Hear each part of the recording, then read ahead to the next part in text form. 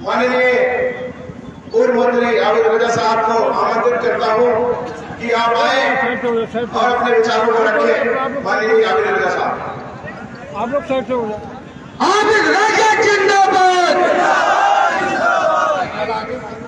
हाँ बस भाई साइड से हो जाओ भैया।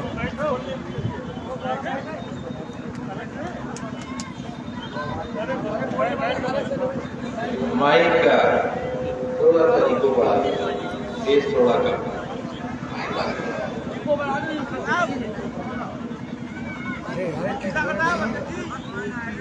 खबरिया के आपके सबसे हर दिल अजीज प्रत्याशी शान अली साहब, मंच पर बैठे हमारे कम वक्त में अच्छे दोस्त बने राइन साहब, जो इस इलाके को बीएसपी पार्टी के प्रभारी हैं, सभी मंच पर बैठे पदाधिकारी लोग, जिलाध्यक्ष और सामने खड़े सभी बुजुर्ग नौजवान दोस्त और प्यारे बच्चों,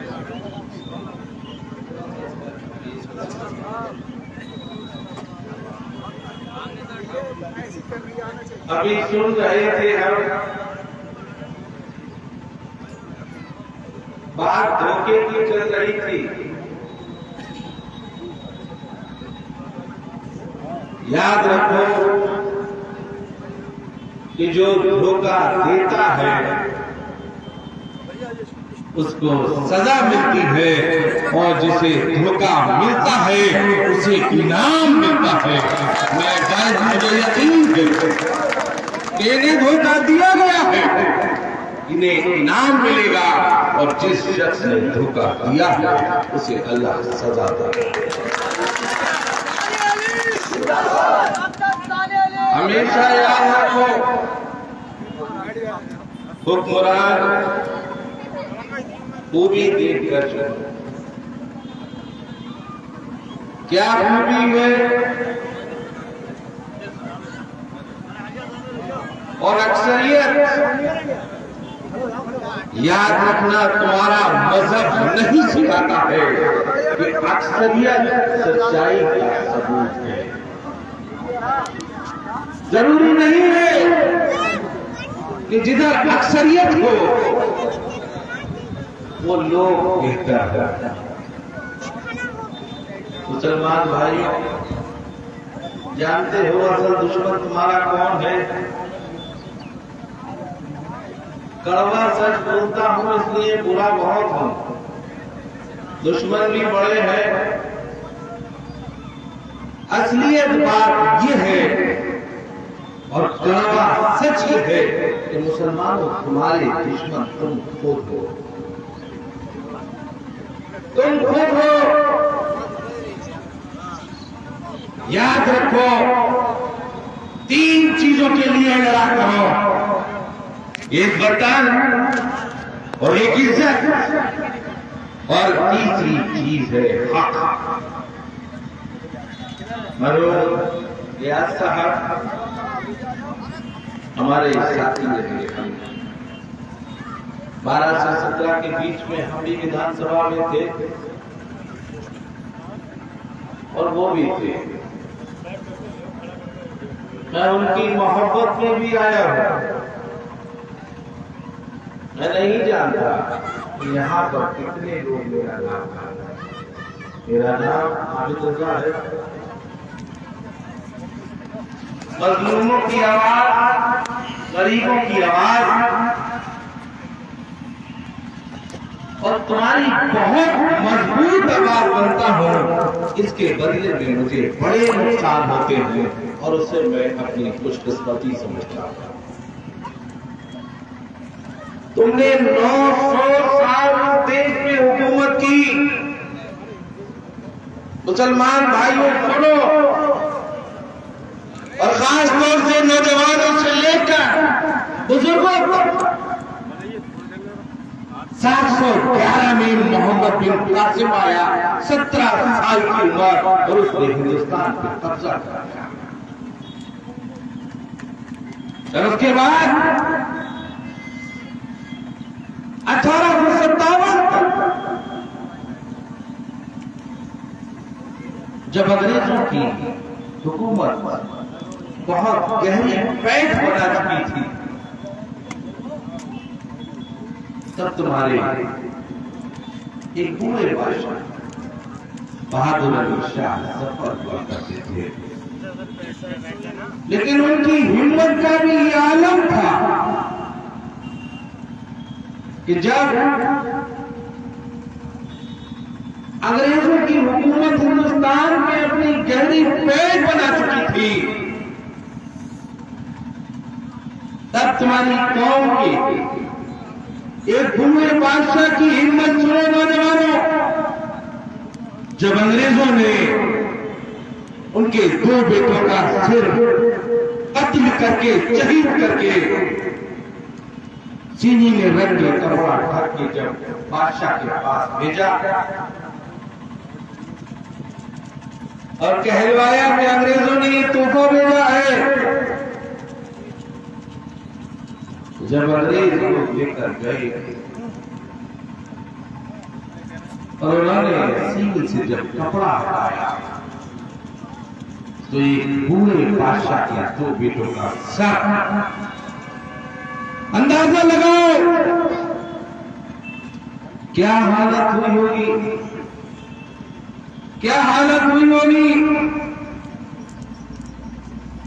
ना रोए, ना हौसला पस्त किया, ना हिम्मत हारी, और बल्कि सुनो अपने बादशाह की हिम्मत, कहा कि आज तक मैं हिंदुस्तान का बादशाह था, आज हिंदुस्तान पे शहीद होने वाले बेटों का मैं बाप बन गया, ये मेरे लिए बादशाह की बड़ी चीज।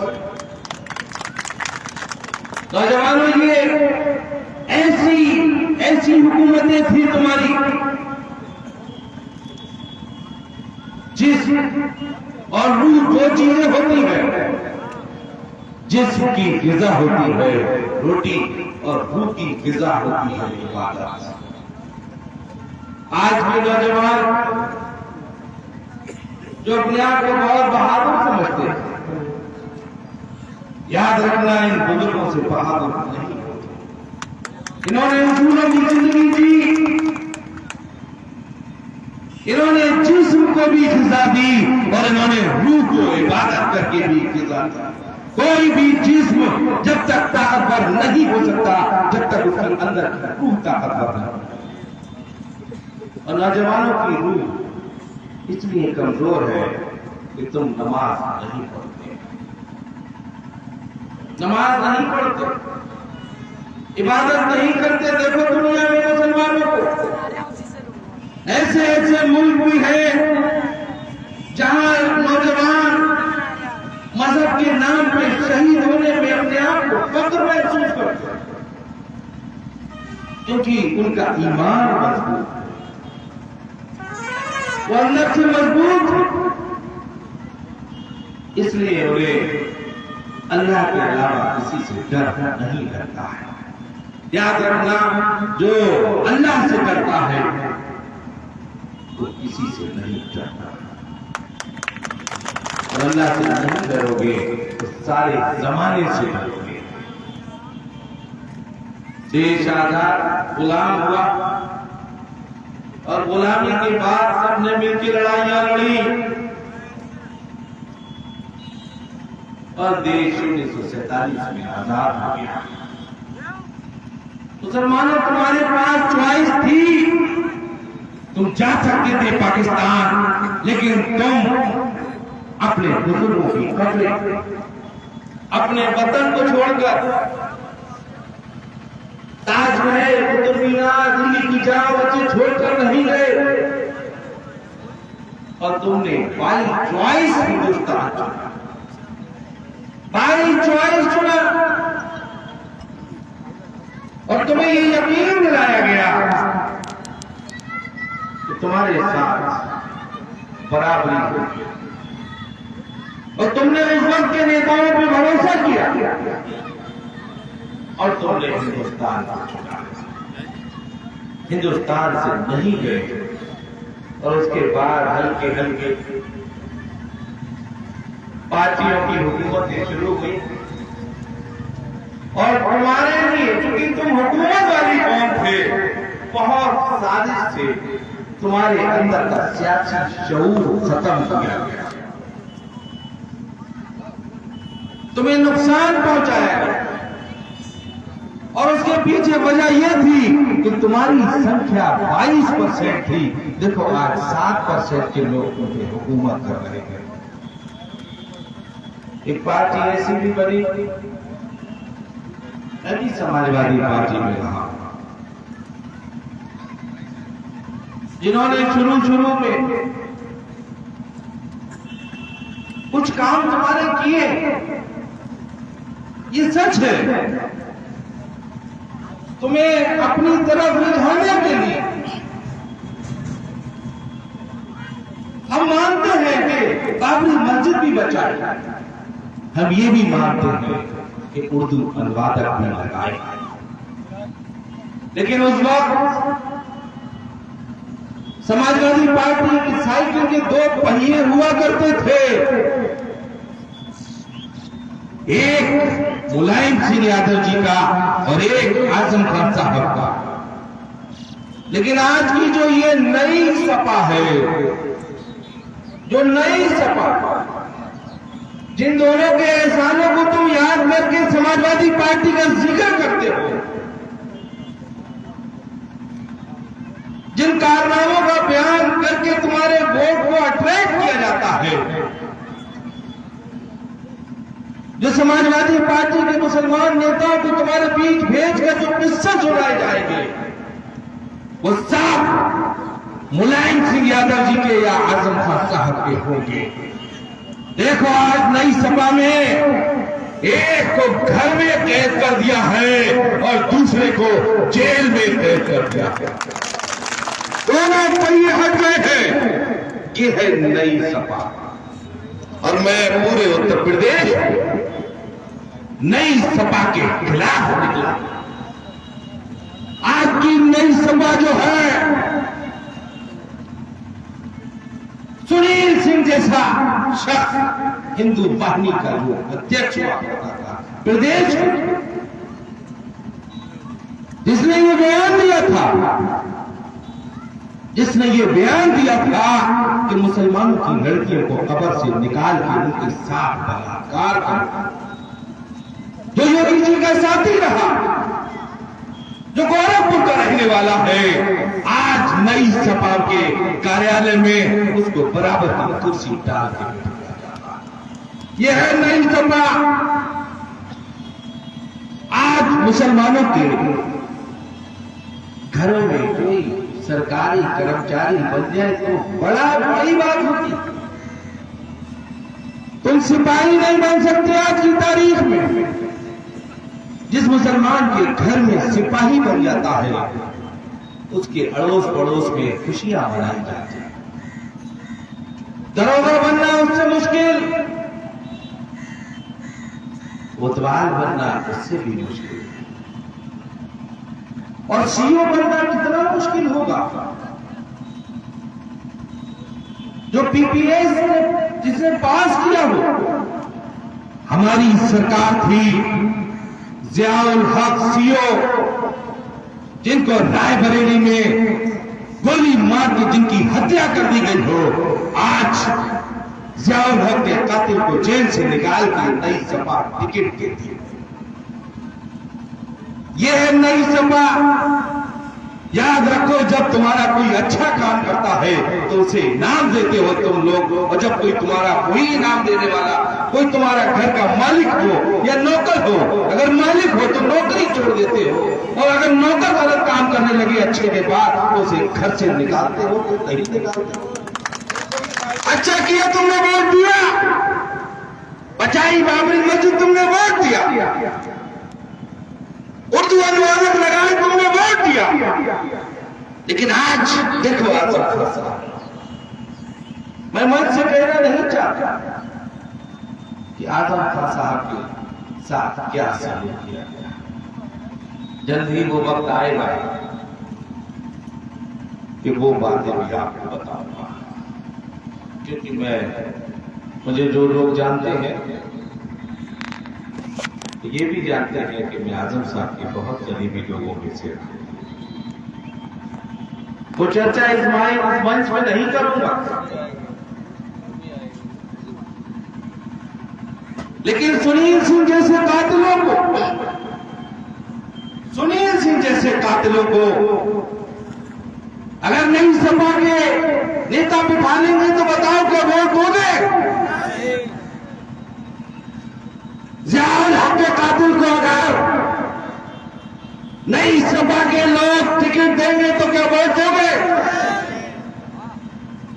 फिर उसके बाद एक सहारनपुर से शुरू किया गया और बहराइच जितने मुसलमान, वो लोग जो मुसलमानों की मजबूती से हिमायत कर सकते थे और करते थे, लाइन लगा के उनके टिकट काटे गए। अब इनको हाथ जोड़ने वाले मुसलमान नेता चाहिए जो इनको जी हुजूर कह सके। वो तुम्हारे किसी काम के नहीं है।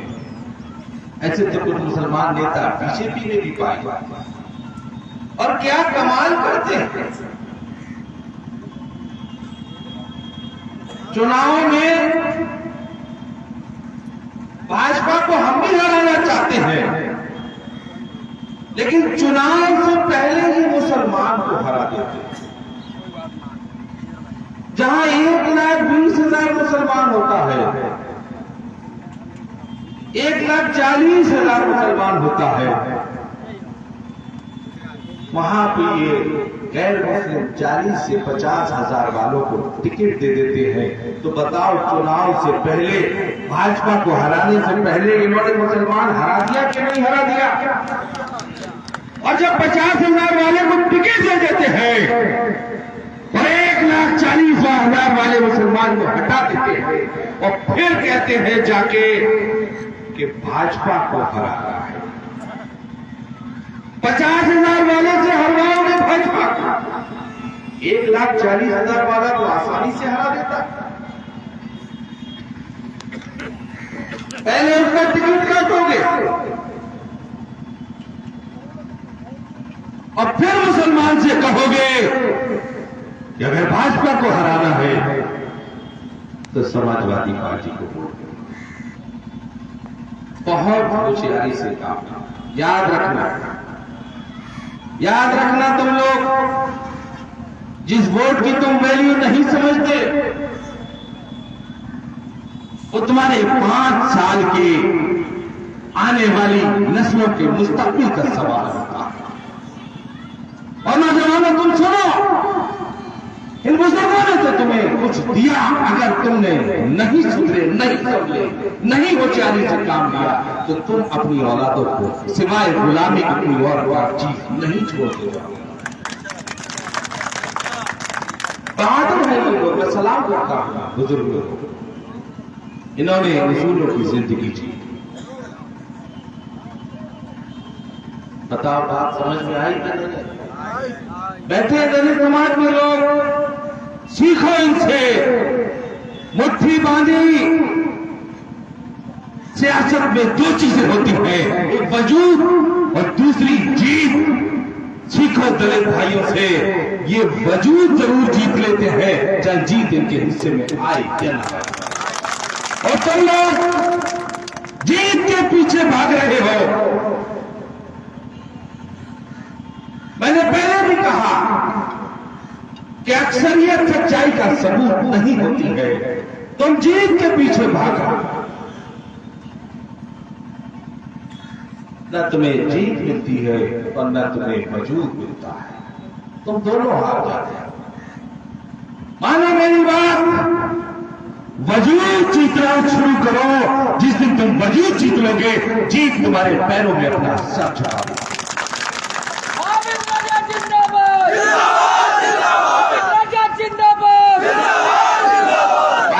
20% लोगों पे 7% लोग हुकूमत करते हैं। सबसे ज्यादा हक तुम्हें किससे पूछने का होना चाहिए? समाजवादी पार्टी से। देखो मैनिफेस्टो, देखो मैनिफेस्टो 2012 का मैनिफेस्टो देखो। ये नौजवान जो पढ़े लिखे भी हैं, जरा मैं पूछूं भीड़ में किसी से भी कि बताओ 12 के मैनिफेस्टो में और 22 के मैनिफेस्टो में क्या फर्क है? वोट देने जा रहे हैं, ये नहीं जानते कि मैनिफेस्टो क्या होता है। 2012 के मैनिफेस्टो में समाजवादी पार्टी ने ये कहा था कि सरकार बनने के बाद 18% आरक्षण दिया जाएगा। ये ताली बजाने की बात नहीं है, ये सोचने की बात है। और 12 से 17 तक कोई आरक्षण नहीं दिया गया, बावजूद उसके तुमने 17 में फिर वोट दे दिया, फिर वोट दे दिया। और आज जब तुमने आरक्षण का जिक्र नहीं किया, तुम अपनी औलाद को अगर 10 रुपए भी देते हो तो रात को लौट कर उससे हिसाब मांगते हो। और तुम 5 साल का मुस्तकबिल, 5 साल का मुस्तकबिल जिसे तुमने दिया, पूछा तुमने कि आरक्षण का वायदा किया था, पूरा किया कि नहीं किया? भाई से हिसाब मांगोगे, बीवी से हिसाब मांगोगे, लेकिन वोट को जो तुम सियासत को तुम्हारी कौम ने हुकूमत की, तुम्हारा सियासी शऊर इतना कम हो गया कि तुम वोट की वैल्यू नहीं समझते। अभी मैं एक बच्चे को देख रहा था, यूट्यूब पे कह रहा था, पूछा उससे कौन होगा, मुसलमान हो? पूछा क्या करते? उन्होंने चुनाव में दरिया बिछाता। क्या बिछाता? दरिया बिछाता, जिंदाबाद के नारे लगाता। बोले क्या खाते हो? बोले चुनाव का मुर्गा खाता हूं और चुनाव के बाद मार खाता, थाने में बैठता। तुम्हारा सियासी शऊर इतना कम हो गया कि तुम अपने दोस्त, बीवी, भाई, अब्बा, चचा, ताऊ, नाना सबसे हिसाब मांगते। अगर पैसा दिया, आरक्षण देने का वायदा किया था, 12 में सरकार बनी, लेकिन अल्लाह ताला नीयत देखता है। 5 साल तक जब तुम्हें आरक्षण नहीं मिला, भले ही तुम्हारा दिमाग गुम चाहे हो गया हो, तुम्हें पूछने की हिम्मत ना हो, लेकिन अल्लाह नियत के करीब है। अगले चुनाव में 47 पर, और आज का मैनिफेस्टो 22 का। अब उन्होंने तुम्हें आरक्षण को भी नहीं कहा, नहीं कहा। और आता मैं मैनिफेस्टो अब कहा है कि कारीगरों को 18,000 रुपए सालाना पेंशन दी जाएगी। तुम्हें कारीगर बनाना चाहते हैं कि लोग, टेंटर, पेंटर, मिस्त्री। देखो मैनिफेस्टो में तुम्हारे लिए वायदा क्या है? तुम हुकूमत की हिस्सेदारी में सबसे बड़ा अहम रोल अदा करते हो समाजवादी पार्टी। तुम्हारे लिए वायदा क्या क्या है? और पार्टी में तुम्हें कहने का इसलिए हक नहीं है, बुरा मत मानना, अक्सरियत में तुमने आज तक सिर्फ समाजवादी पार्टी में वोट दिया, इसलिए शिकायत करने का भी हक तुम्हें सिर्फ और सिर्फ समाजवादी पार्टी से ही बनता। और जब समाज पार्टी के लोगों से नहीं बनता, अगर इनको वोट दिया होता तो इनसे भी शिकायत का हक बनता। बदलते हो कि नहीं बदलते हो? डॉक्टर जब इलाज में बीमार को शिफा नहीं होगी, बदलते हो। तो जब इस 25 साल की समाजवादी से तुम्हें कोई शिफा नहीं हो रही है, तो फिर बदलो इसका, नया डॉक्टर, नया डॉक्टर। बहन मायावती जी एहसान करें उन पे। मैं नहीं हूं बीएसपी में, मगर एहसान जब करोगे तो उसके बाद में ये हक होगा, अगर हक होगा उनसे भी सवाल कर सकते हैं। मैंने देखी लिस्ट में 88 टिकट दिए हैं बीएसपी और इन्होंने 45 से 50 टिकट। ये मुसलमान का वोट तो चाहते हैं, लेकिन मुसलमान नेता नहीं बनने देना चाहते। फिर कहूंगा कि तुम लोग हिंदुस्तान में हुकूमत करने वाली कौन रहे हो। आज अगर तुमने अपना सियासी शऊर को जिंदा न किया तो आने वाली नस्लें तुम्हें माफ नहीं करेगी। तुम्हारा मजहब सियासत की इजाजत देता है, जिसकी तुम उम्मत में हो संख्या के पीछे न तारा करो। मुझे मालूम है कल यहाँ राष्ट्रीय अध्यक्ष अच्छा जब हो जाए तो बता दो।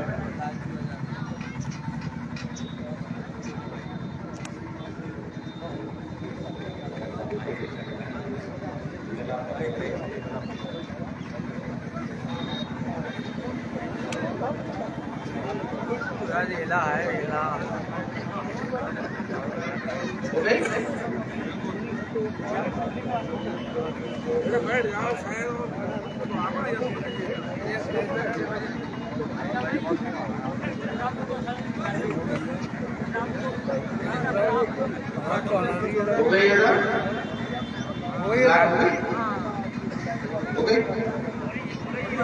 जब हो जाए तो बता दो।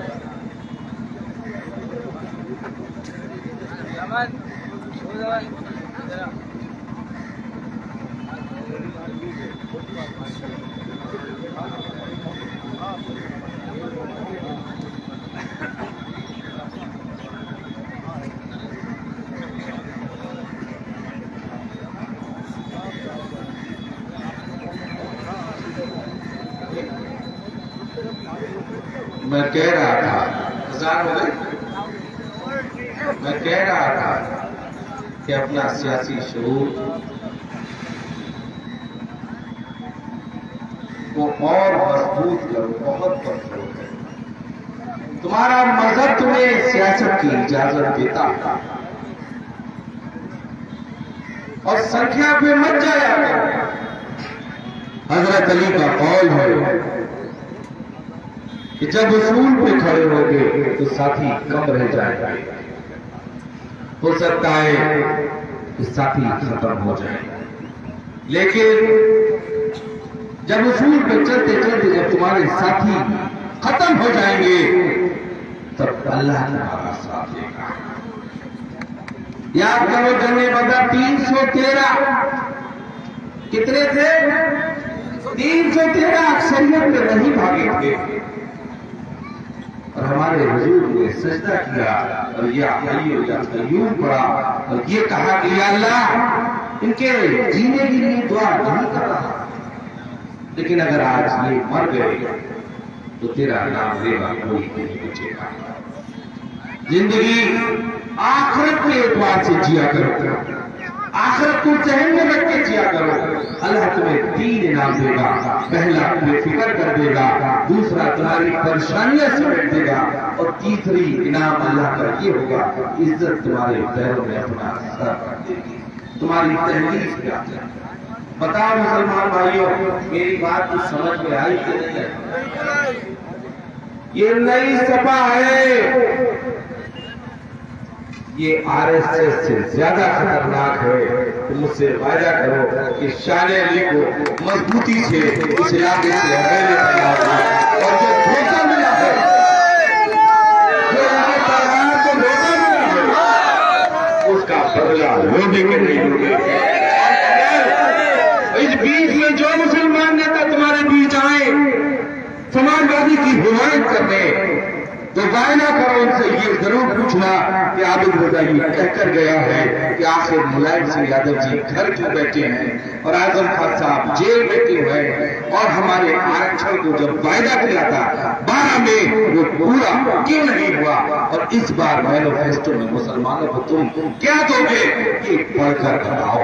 बताओ ये सवाल करोगे कि नहीं करोगे? तो फिर मुझे उम्मीद है तुम लोग 1,40,000 65,000 दलित भाई है, 2,05,000 होते हैं। और मुझे मालूम है कि रियाज साहब अमीन रियाज साहब ने मजलूम का काम करते वक्त कभी हिंदू मुसलमान नहीं देखा। तुम लोग अपना वोट जब इन्हें 50% दोगे तो 1 लाख हो जाएंगे, और 60 दोगे तो 1 भी, और 10% फ्लोटिंग वोट होता है जो जीतने वाले के साथ जाता है, 20,000 का वोट हो जाएगा। ये रिकॉर्ड मतों से जीत सकते हैं अगर तुमने मुट्ठी बांध ली। तो वादा कि मुट्ठी बांधोगे तो इनकलाब इसी के साथ मैं अपनी बात खत्म करता हूँ। बहुत बहुत आबिद राजा जिंदाबाद।